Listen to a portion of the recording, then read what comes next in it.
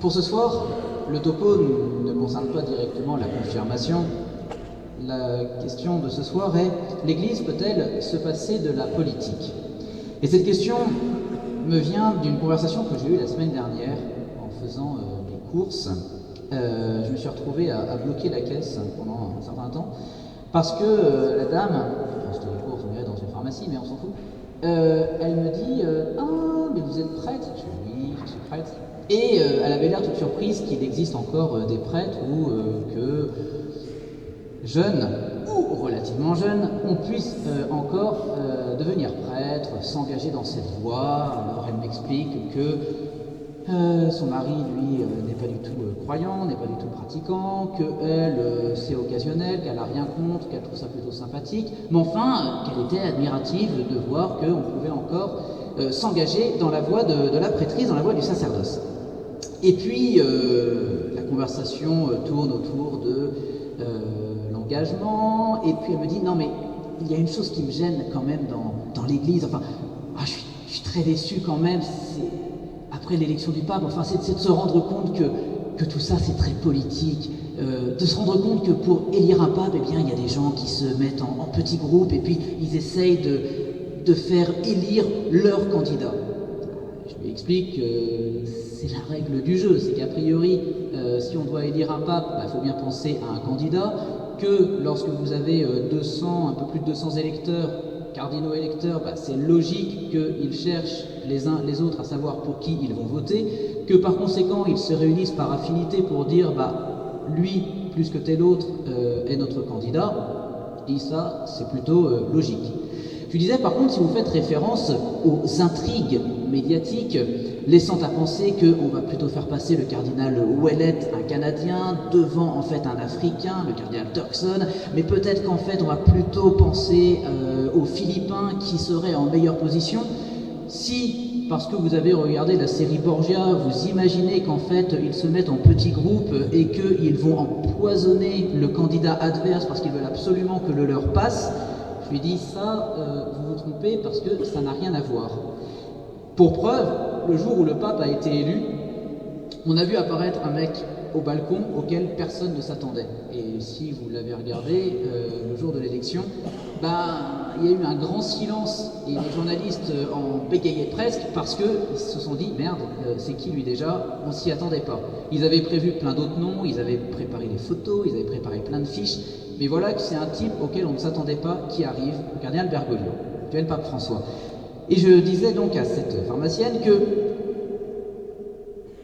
l'élection du pape, elle dépasse ces intrigues politiques auxquelles nous sommes habitués dans la vie politique française, où on fait en sorte de faire passer un candidat plus qu'un autre, parce qu'il ne faut pas oublier que dans l'élection d'un pape, il y a juste un autre élément, le Saint-Esprit, que celui qui est élu, c'est celui qui nous est vraiment donné par Dieu, et que par conséquent, parfois celui qui est choisi n'est pas celui auquel on pouvait s'attendre. Mais alors, me dit-elle, oui, mais quand même, l'Église fait de la politique. L'Église fait de la politique, vous êtes censé être la tête dans le ciel, être purement spirituel, et voilà que l'Église, elle fait de la politique.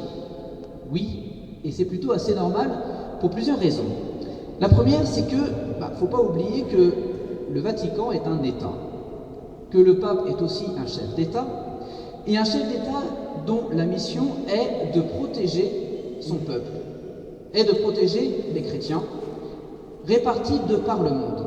Et donc, c'est normal que parfois il se retrouve dans des situations de négociation. Si vous pensez par exemple aux chrétiens qui sont en Chine, qui sont persécutés, le rôle du pape, ça va être de négocier pour que les chrétiens aient la situation la plus idéale qui soit. Ou, bien entendu, la situation de chrétiens, prenons le simple exemple de la Syrie ou en Irak, où c'est extrêmement compliqué, où ils sont persécutés et mis à mort, il est évident que le rôle du pape et des évêques va être de négocier pour justement protéger les chrétiens. Donc oui, l'Église a un rôle politique et c'est normal. Et puis, et c'est les confirmants qui le savent encore mieux que quiconque, vous avez été tellement bien formés tout au long de l'année, il ne faut pas oublier que quand on parle de l'Église, On ne parle pas seulement du pape, des évêques, des prêtres. L'Église, c'est d'abord et avant tout le peuple de Dieu. L'Église, c'est d'abord et avant tout chacun d'entre nous. L'Église, c'est d'abord et avant tout chacun d'entre vous. Or, que je sache, nous sommes tous des citoyens. Nous sommes tous catholiques et nous sommes tous citoyens. Et que comme citoyens, nous avons tous un rôle à jouer. Et ce rôle que nous jouons, ce rôle politique que nous jouons, il est une obligation de notre foi. Car, nous le savons tous, il ne suffit pas de dire que l'on aime Dieu, il faut encore aimer nos frères. La religion, ce n'est pas seulement cantonnée dans les quatre murs d'une église. La religion, elle se vit au quotidien dans nos rapports avec les autres. Nos rapports avec les autres doivent être imprégnés par les principes de notre foi. Et la politique, c'est quoi? La politique, c'est la recherche du bien commun. La politique, c'est la recherche du bien de tous. Nous rappelons que nous ne vivons pas seulement pour nous-mêmes. Je ne dois pas simplement m'intéresser à moi-même, je dois être capable de me préoccuper des autres. Et parfois, renoncer à mes propres intérêts en vue du bien commun, en vue du bien des autres. Et j'ai entendu aux informations, vous avez peut-être entendu aussi aujourd'hui, une histoire que je trouve absolument glauque. Un type qu'ils ont retrouvé, qu'on a retrouvé chez nous, en Alsace, je crois, momifié, son pieu. Le type est mort il y a 1 an. Et ils viennent seulement de s'en rendre compte. Et comment s'en sont-ils rendus compte? Parce que son compte en banque était épuisé et que le bailleur social, celui qui louait l'appartement, s'est dit, dis donc, il n'y a plus de fric qui rentre, il y a un problème. Et comme monsieur ne payait plus, ils se sont dit, dis donc, je vais lui envoyer les huissiers. Et c'est à ce moment-là qu'ils ont découvert que le pauvre type ne risquait pas de payer, il était mort. Et mort depuis 1 an. C'est dramatique parce que ce par quoi on s'est rappelé que... Enfin, on ne s'est intéressé à ce gars que parce qu'il ne payait plus. Alors, forcément, les journalistes ont interrogé les voisins. Vous ne vous êtes rendu compte de rien? Et la voisine de palier de répondre, bah, quand je sortais les poubelles, ça puait, c'est vrai, mais je me disais que c'était la poubelle. Alors, à moins qu'elle ne sorte de chez elle qu'avec une poubelle à la main, et que ces poubelles puent le Fennec, a priori, elle aurait dû s'inquiéter de cette odeur nauséabonde qui se répandait autour d'elle. Mais non, rien à foutre. Ne même pas se préoccuper du voisin, elle disait, oui, bon, quoi, c'est un voisin, on dit bonjour, bonsoir, on le voit très bien, on le voit pas, on s'en fout. On s'en fout. On ne se préoccupe même pas de ceux avec lesquels nous vivons. Ce type, mort, sa voiture squattant le parking s'est fait retirer par la fourrière. Là, pareil, personne ne s'est posé la moindre question. Et ce n'est une fois encore que pour une histoire de fric, que parce qu'il ne payait plus, qu'on s'est demandé ce qu'il était devenu. Eh bien, c'est là, chers amis, qu'il nous faut nous rappeler notre rôle politique. Comme chrétiens, nous avons l'obligation de nous soucier les uns des autres. Alors, il y a bien des raisons de participer à la politique. Ça va être de réagir par rapport à un projet de loi, mais ne limitons pas notre engagement politique à un seul projet de loi qui va à l'encontre de notre anthropologie, de notre vision de l'homme. Ne limitons pas notre engagement politique à cela, mais rappelons-nous que nous avons l'obligation, le devoir de veiller au bien de notre société, que nous avons l'obligation de veiller au bien social, de veiller les uns sur les autres.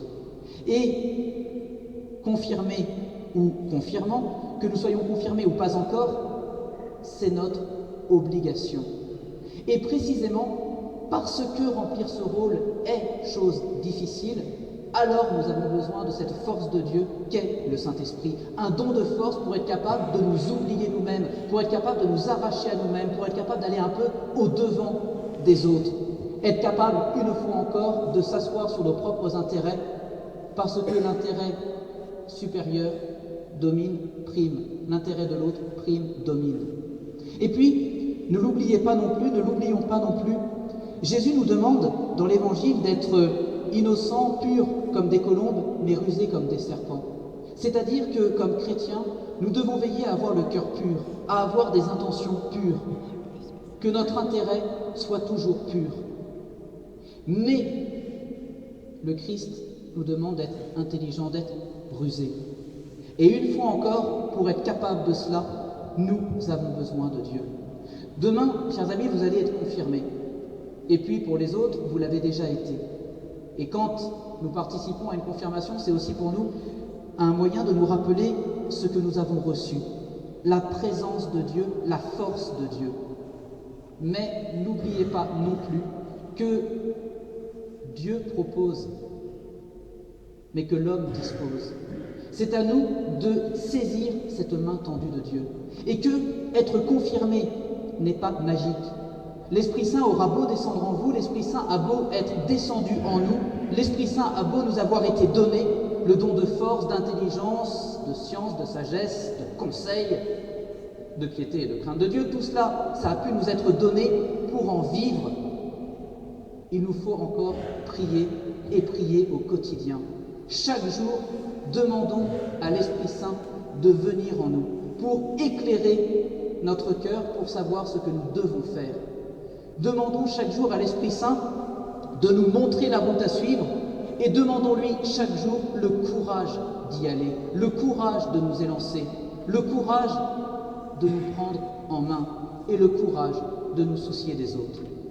Que nous puissions faire maintenant cette prière devant le Christ présent dans le Saint-Sacrement, que nous puissions faire cette prière devant Jésus présent dans l'Eucharistie et que nous puissions faire cette prière vraiment dans le silence de nos cœurs. Nous ne pouvons être entendus de Dieu que si nous lui parlons. Et nous ne pouvons parler à Dieu que lorsque nous sommes capables de nous taire. Alors, j'insiste vraiment, durant ces minutes d'adoration, veillez à la prière des autres. Je vous le disais, nous ne pouvons pas nous passer de la politique parce que nous sommes des individus qui vivons en société. Alors, respectons-nous les uns les autres dans ce temps de prière. Soyons capables vraiment de prendre le temps de parler à Dieu. Soyons capables de prendre un véritable silence pour dire au Christ ce que nous portons au plus profond de nos cœurs.